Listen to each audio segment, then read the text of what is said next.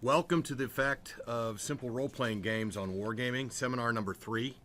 This is the third of a 5-part series of webinars that describe the mixed method study conducted by researchers and military professionals at the U.S. Army Command and General Staff College at Fort Leavenworth, Kansas. The focus of this webinar is the application of the research methodology that helped provide us and help us examine the problem under study. Speaking of the problem, one of the central themes affecting this research was the concept of visualization, which we discussed in webinar 2, but now we'll describe how this central concept was accessed during the conduct of the study.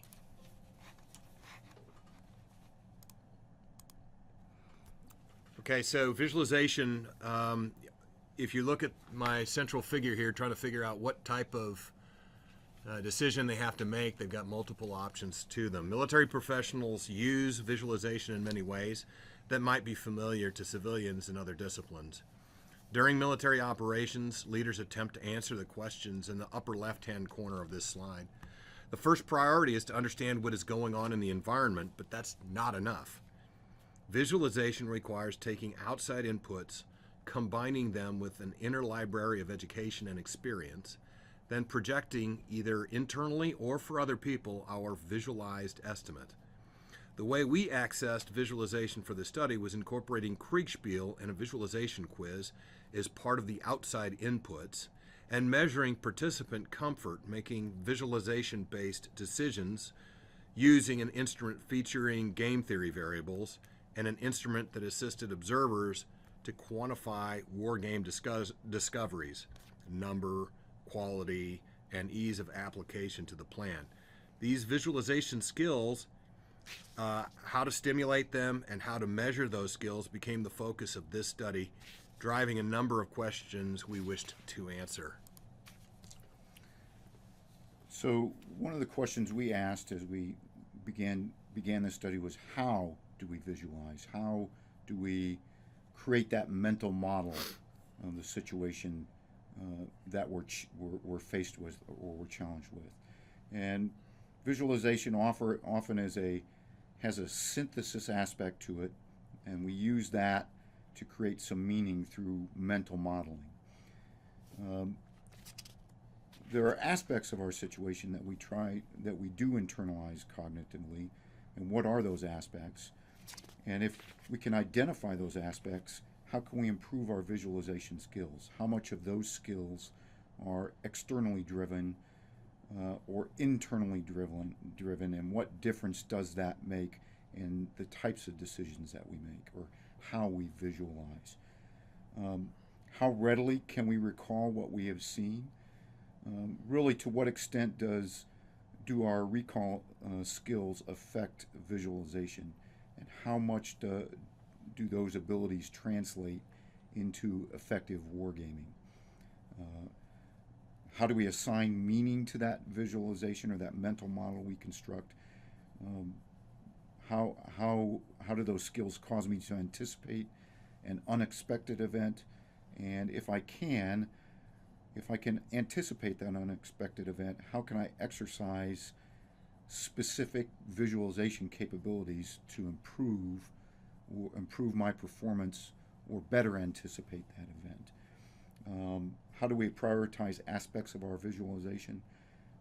If I can anticipate that unexpected event, how do I determine which discoveries or which things that I've anticipated are most important, or how do I prioritize those in terms of importance and place resources against them?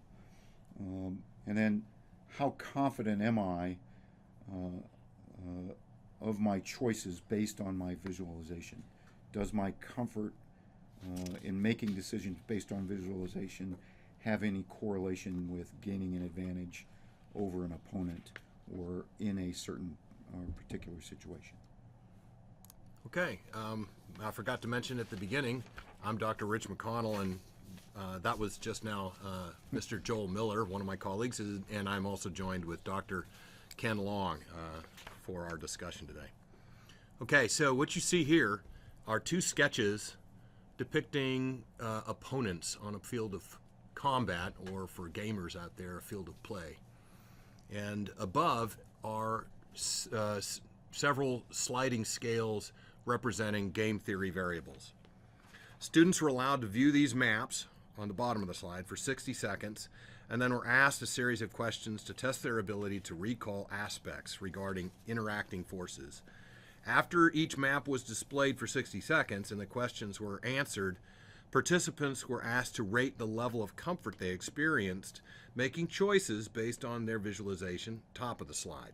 For example, a rating of 1 for time meant that the participant believed they did not have much time to make a decision, versus 6, which means they had all the time that they needed. Applications for this. Did you make any decisions lately based on visualization? For example, were you able to anticipate something before it happened and make a decision? How rushed did you feel? How much certainty did you feel you had? Did you feel you had enough information? Would it be helpful as a leader development tool to engage in this dialogue to help yourselves and others improve their decision making? This slide depicts how we conducted this quiz. Researchers evaluated responses for statistical significance using International Business Machine Statistical Package for Social Sciences, IBM SPSS. Specifically, the Friedman and Mann-Whitney-Wilcoxon tests were used to determine statistical significance. Findings. The visualization quiz test. The test group outperformed the control group in recalling what they had seen, especially in regards to recalling the locations of friendly units. In other words, they saw themselves better, which is one of our biggest challenges. As far as game theory variables were concerned, the test group was more confident than the control group that the knowledge required to make choices was common to them to a statistically significant level in part 2 of the quiz. Although not statistically significant, the test still outperformed the control to a notable confidence level that they had enough information, certainty, rationality, and the knowledge required was common to them in part 1 of the quiz. Variant was the system researchers used to collect responses to instruments, but due to technical challenges that we experienced, as this was our first time really doing a study to this level, the analytical capabilities of this system was not used for analysis. So this required data input using paper instruments and then input into Excel spreadsheets for analysis. Then all t-tests were then conducted using IBM SPSS to establish statistical significance. So in the business of anticipating the unexpected and acting before our opponents act, we have to evaluate our discoveries. What's the quantity or the number of discoveries that we've made? What are the quality of those discoveries? What kind of discoveries are those? Either a threat or a potential opportunity for us. And the ease with which we were able to incorporate those discoveries into our plan or make adjustments to our base plan in order to be successful. These evaluated functions became important as decision makers prioritized decisions in both time and space in the context of what is happening in the environment, while taking into consideration the competing decisions of our opponents. Okay, so what you see here is the instrument researchers employed to count discoveries during the war game. Discoveries were tracked by warfighting function. These functions are used in the military to describe various parts of a military operation, such as fires, such as cannons or rockets. Maneuver, how do tanks or infantry move? Protection, how do we protect our forces from those types of threats that the enemy might use against them? Intelligence, what do we know about what our enemy is doing? Sustainment, are we able to provide the force with that which it needs in order to function? Mission command, are we able to control what's going on with the leaders that we have, and are they located in a way that will help them do that? Discoveries that included more war-fighting functions were considered higher in quality than discoveries employing only one, because multiple perspectives provided triangulation, which relates to the scholarly community, right? We know that triangulation is important for supporting good observations, and then thus the data that we extract from it. Observers were asked to measure wargaming performance using the criteria. Okay, so this is some of the criteria they looked at. The group, one question was like, the group I observed played Kriegspiel before the wargaming step of the military decision-making process, yes or no. The second one was, did wargamers discover threats and opportunities during the wargame by warfighting functions? Did wargamers integrate multiple warfighting perspectives while addressing threats and opportunities? And so this is geared towards trying to look at the quality and the quantity, as Mr. Miller just talked about. How difficult was coordination among wargamers when one or more warfighting functions were integrated during the wargame? Getting multiple perspectives is the first step here, but being able to get them to integrate is very difficult sometimes, because for one person in a particular warfighting function, they might find it difficult to appreciate the perspectives of somebody out of their discipline, and that can be difficult regardless of whether you're in a military operation or running a business or building educational or curricular activities. Did the group deprive the enemy of options, discover planning shortfalls, or discover branches as a result of the war game? So did they find out that there were things that they hadn't considered that might cause them to fail? And then we also asked them to look at the level of creativity they had during the war game. So for example, was it reflexive, i.e. instinctive response to stimulus? Was it problem solving? Was the creativity constrained by reality determining practical outcomes? Creativity, were they rubbing two ideas together to create something unique? Or did they raise it to imagination, completely unrestrained creativity resulting in something novel? So the key to this study was to determine if playing Kriegspiel for the test group correlated with anticipating unexpected threats and opportunities, improving the planning process. In certain aspects, it did. Clearly, military decision makers and planners can benefit from visualization practice by simply stress testing ideas before attempting to put them in motion. Civilian decision makers can also benefit by simply modifying some of the instruments that we applied to the military context, in the military context, to their context. So here's some proposed ways. These proposed applications of visualization are just a few suggestions. The options are only limited by the imagination. These applications are not without precedent. For example, some include Moneyball, for those who've read the book by Michael Lewis, reframing baseball player recruitment to turn potentially liability players into an affordable championship team. Total example of reframing a problem from a threat to really an opportunity.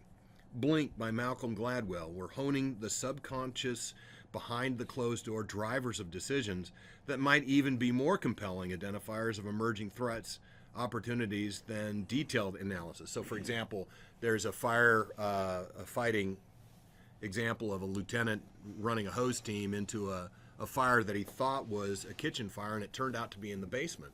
And the fire just simply didn't respond to the water from the hose as they expected.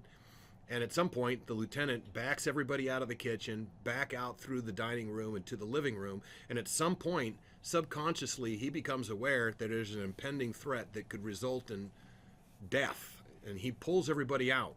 And seconds after they get out of the living room, the floor collapses because the fire was in the basement. This is part of what we've talked about in past webinars 1 and 2 about the coup d'oeil, as we call it, the stroke of the eye or the power of the glance, that some people are become aware of impending threats and opportunities subconsciously first, and being able to hone leaders to be able to do this would make them better at finding threats and opportunities based on just almost subliminal clues and seizing those things before they become emergencies or that they become unseized opportunities. And then finally, The Big Short by Michael Lewis showed how investment bankers were able to visualize emerging threat and reframe it into an opportunity, such as the mortgage-based securities that were about to fail. So this is really the stuff we wanted to talk about regarding the applications and some of the specifics on how we conducted the study. And what I'd like to do now is hand this over to my colleague, Dr. Long, and we'll entertain any questions he might have. Yeah, so what I've been able to observe about this process is the law of unintended consequences. So we've been doing these webinars as a way to help you guys visualize what it is that we did and to look for applications in your own disciplines.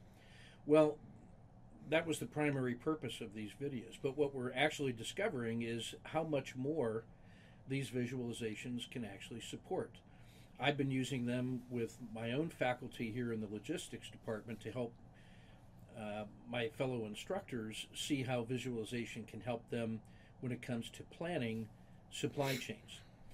We've hung these on our Blackboard system to support the broader faculty development program in the college when it comes to inviting people to a war game. And I've been using these in my doctoral seminars on strategic planning to show how visual modeling and visualization helps people engage with complexity when we're looking at large strategic problems. So the visualization is a way to get there. It's a way to help frame problems that we can then begin to analyze. I have been doing my own research on visualization with respect to mind mapping. We found mind mapping, in other words, process modeling or concept modeling in a visual way, to help our officers prepare for their comprehensive exams, which cover strategy, tactics, leadership, history, logistics, change management. And so by constructing mind maps in a visual way, they were able to master a lot of material and to be able to call upon it when under pressure on their oral examinations. The second thing that I saw just this morning was that we had played a visualization game of supply chain management, which someone observed said, hey, that looks like a Christmas tree, with the supply chain being the branches and trunk, and the different units that we were deploying around the battlefield looked like Christmas ornaments. And so by having that structure and visualization in place, we were able to tolerate a lot of different ideas for how to proceed by using the ornaments and the Christmas tree visualization. And it gave us a clear way to develop the idea of the supply chain in a visual way. The unintended consequences of that was that once the non-logisticians, the non-supply chain professionals, once they could see this visual representation of the supply chain, they were then able to start anticipating ways in which it might go wrong. And the blinding flash of the obvious to me, the coup to oil, was that this is a way to develop risk management in planning in a very effective way. You take a complex, difficult to understand system like a supply chain and you render it visually. You can then start imagining how different pieces of that might malfunction, or they might be attacked, or they might be optimized. And now you can start developing the next layer of risk management by using the visual structure that you put into place.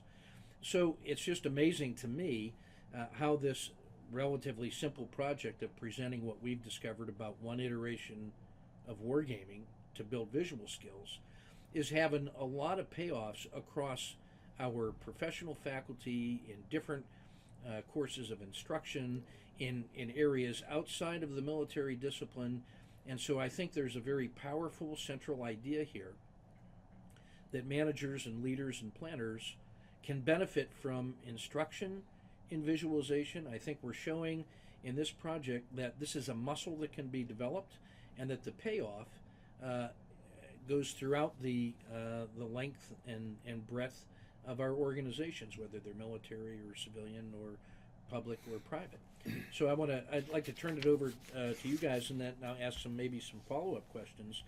You were talking before we recorded this about some interesting developments going forward, where we may be able to look at multiple iterations of instruction and looking for the payoff. And we talked about what we thought the growth curve in visualization might be. Do you think it might be linear, or might this tail off, or is this something that can actually have some exponential growth? Well, here's the thing that's interesting. I spoke to the director of our department, the tactics department, is a guy named Colonel Jim Donovan, and he was wanting to establish a pilot for next year's curriculum to try to build on this study. One of the things that people get intimidated about this stuff that we're studying is they think that it's extraordinary. And in some ways it is, but in a lot of ways it's actually quite simple.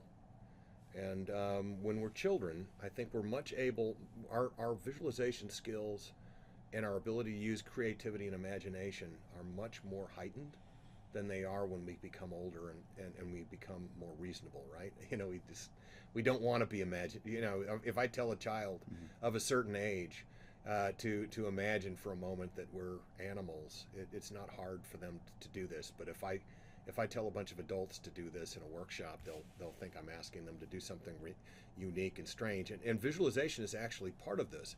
So one of the things that we found in the past is that people are intimidated about using simulations, right? They think that there's too much technical skills required, and they'll run the risk of looking stupid in front of the students instead of looking at it as a perspective of, geez, we're all learning and it's okay. Maybe we had a hiccup, that's no big deal. So what they wanted to try was next year is come up with an analog simulation that's very simple called a tactical decision-making game, or a TDG. And they'll employ a very simple scenario. It's run on a tabletop.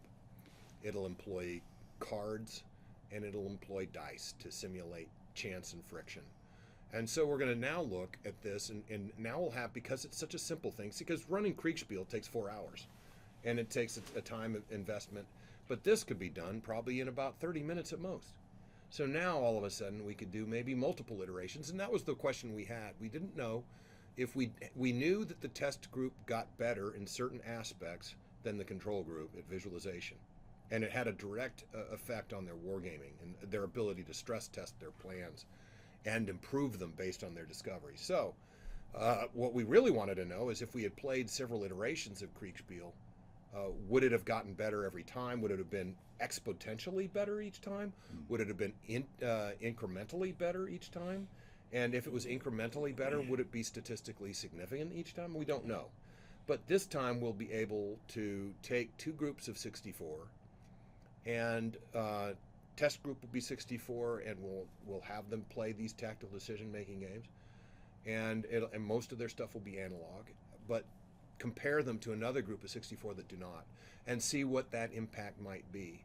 We still are in the process of designing the protocol for this. We don't know how many times, how many iterations we intend to use, but that's sort of the direction we're heading, and it goes back to this, which we talked about both in webinars 1 and 2, this mix of science and art.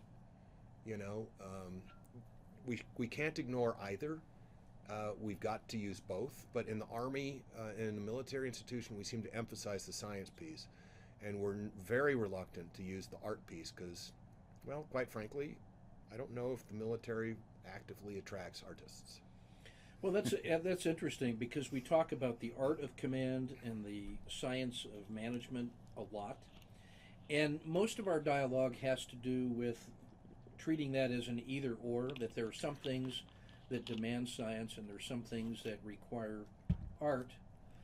And yet what there really exists is this area of professional judgment that has a foot in each camp, that there is a certain amount of math that can be applied to a problem, and then some intuitive or judgmental risk management that is concerned with non-quantifiable things, and that there's an area of professional judgment that resides between both. It blends both in the same way that a mixed methods research might find the best of quantitative and qualitative. And so I think what this mechanism of wargaming and visualizing will help us do is recognize how both of those things are blended inside the commander's judgment, to get the best of both worlds, to find the trade-offs that are appropriate, and to give us a language and a tool set or common experiences that let us have those discussions.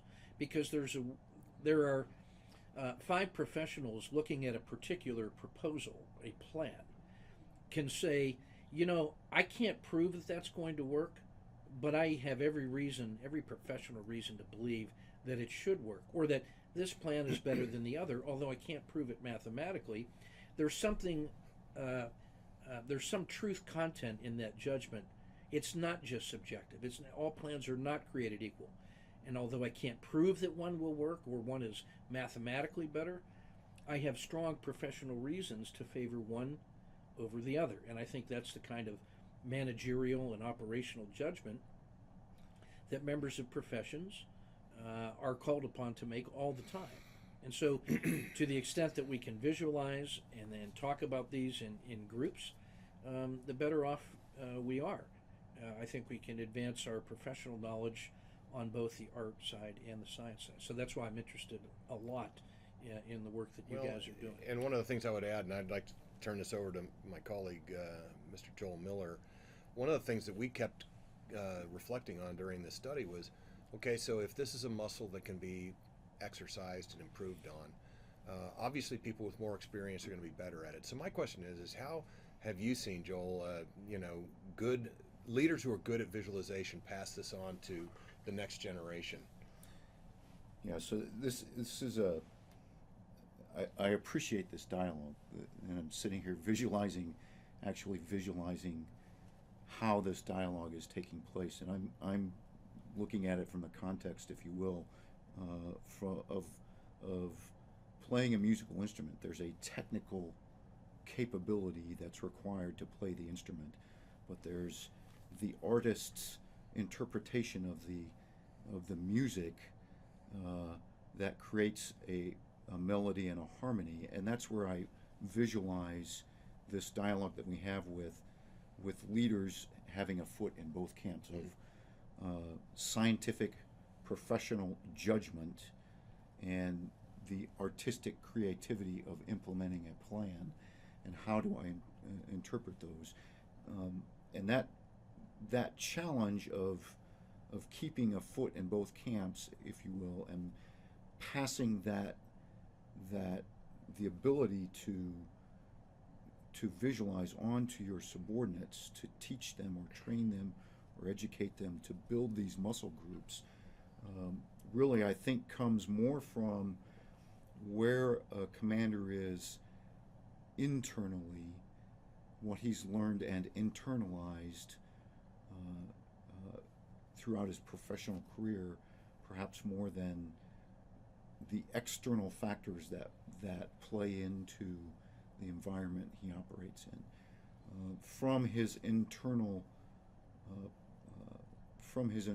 leadership abilities, he's able to educate his subordinates and build them up into understanding here are ways that I can use a visualization as a tool to better anticipate events in the environment.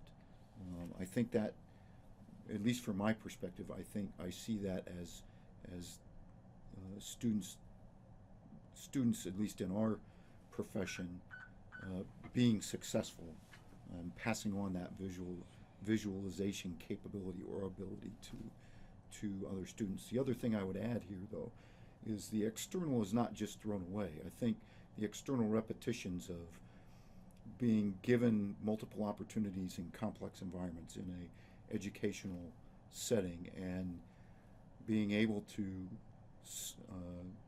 work through those complex problems and observe, here's how others visualize, vice how I visualize, what was good about how I visualized, what was good about how they visualized, and challenging them on their abilities to visualize actually sharpens our own skill set in visualizing opportunities, threats in our environment, and then enabling plans and subordinates to be successful.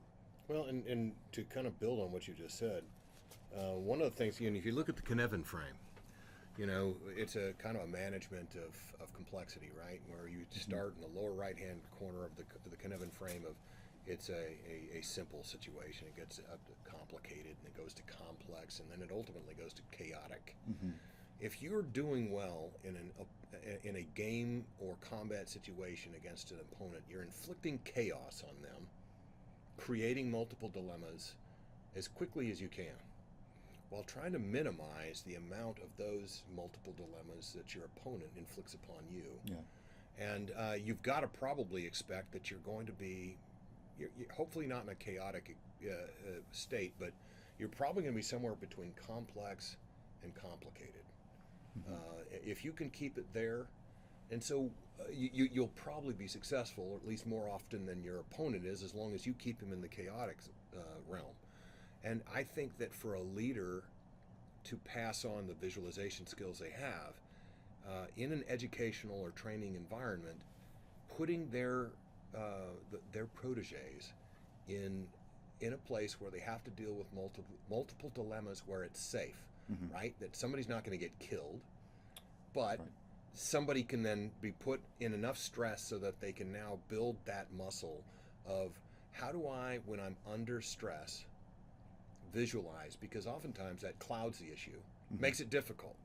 But by putting them, and Gladwell talks about this in Blink, with bodyguards, that they would put them through this stressful event, sometimes shooting them with bean bags, which simulates the level of stress, brings up their blood pressure, brings up their heart rate, which then reduces their ability to think critically.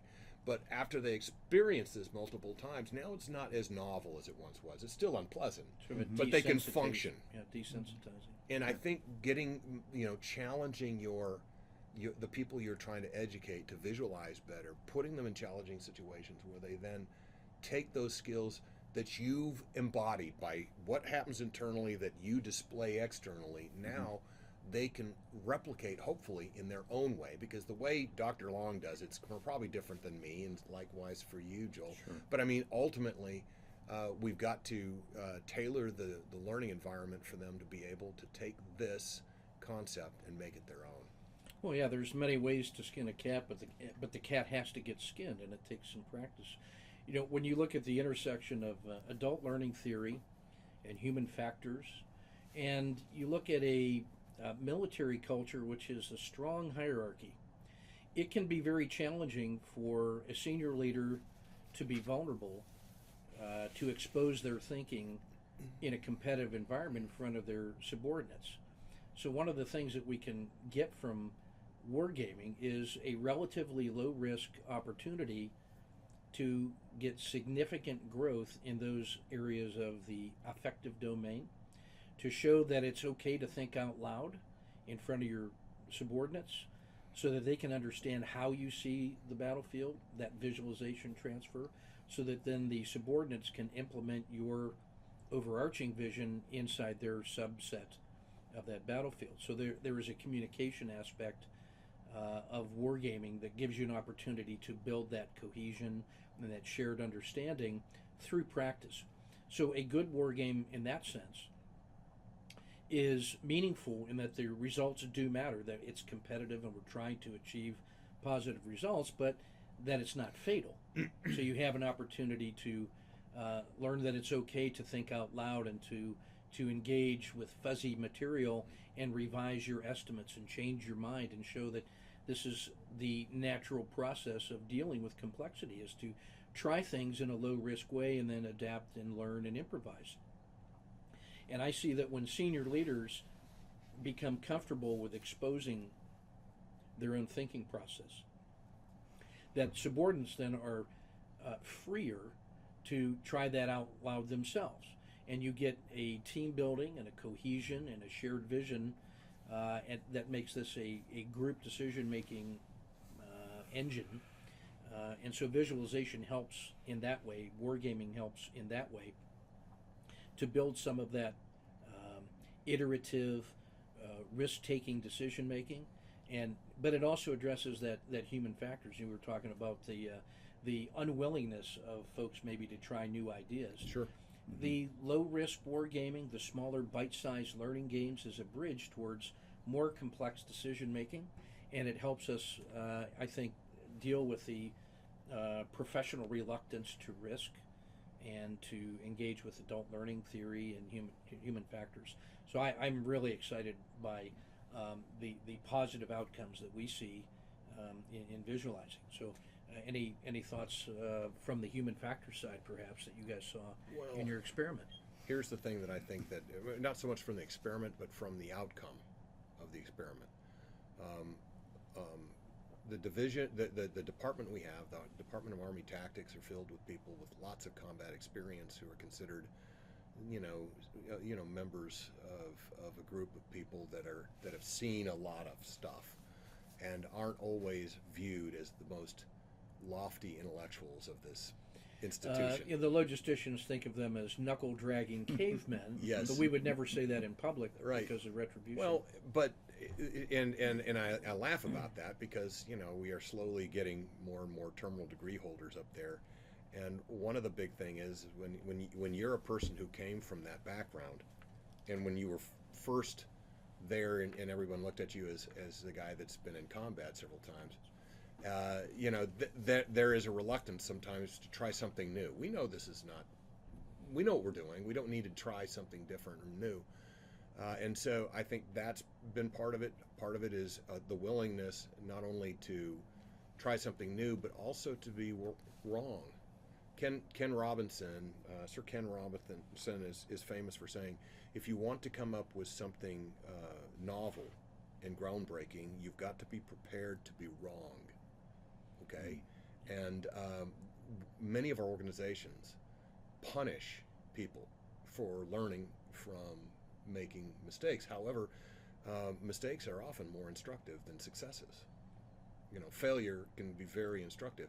And so, I've seen in learning environments where I see a student in a learning environment making a mistake, and I don't intervene to correct them. I would let it ride and see what they learn from it. And then when and I don't necessarily, the learning is what I look at, not necessarily, okay, you made a mistake and now I'm going to hammer you and you get an F. No, not necessarily. I mean, what I'm really more interested in is what did you learn from this experience? Yeah. The results are information, and it's what you do with the information that determines if you have failed or not. It's not the actual performance. That was simply an experiment, and now we have information to do something with it. Failure to apply the insight is the only real failure, and that is when you stop learning, that's the moment of failure. But can you keep going? And that's why the war games are so powerful for us, because it does create a low risk, Sure. low cost way to experience all the challenges of the dilemmas and the trade-off decisions that we make. Sure. So we're coming up on time right now. So any concluding remarks from the team here before we call it a good day at I'll work? hand it over to Joel Miller.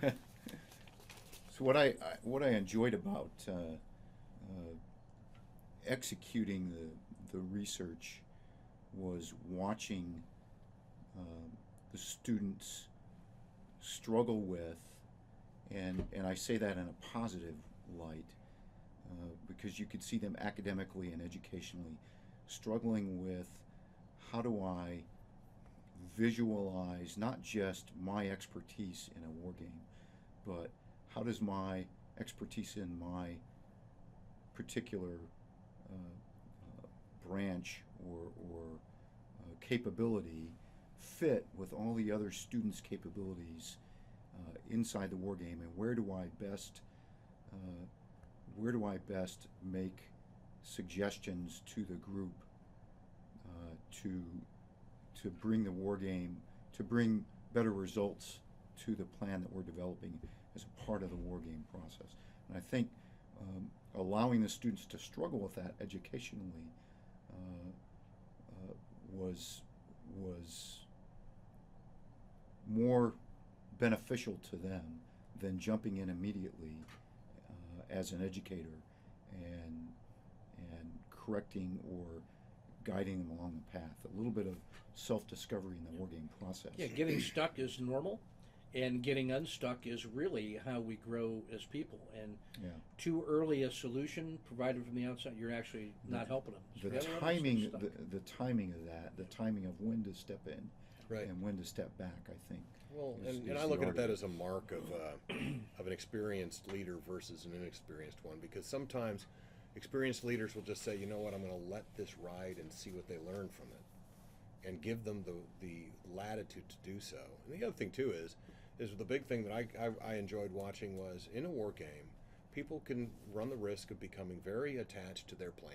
It becomes their baby, and when somebody from another discipline says, I hate to inform you, and it would be Dr. Long would say this, you're going to run out of fuel about 5 hours before you complete your mission. Well, that's an important thing for a maneuverist or a person in a tank or a person who's running artillery pieces. If we're going to run out of fuel, this isn't going to work. We better fix it.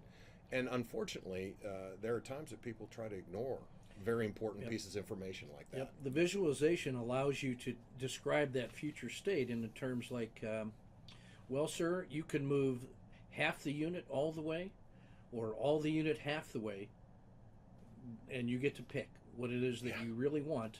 And to be able to see into the future through visualization and then express that in a meaningful way in time to make a decision is really the essence of how we think about command and staff, about analysis and prediction, and taking action in time.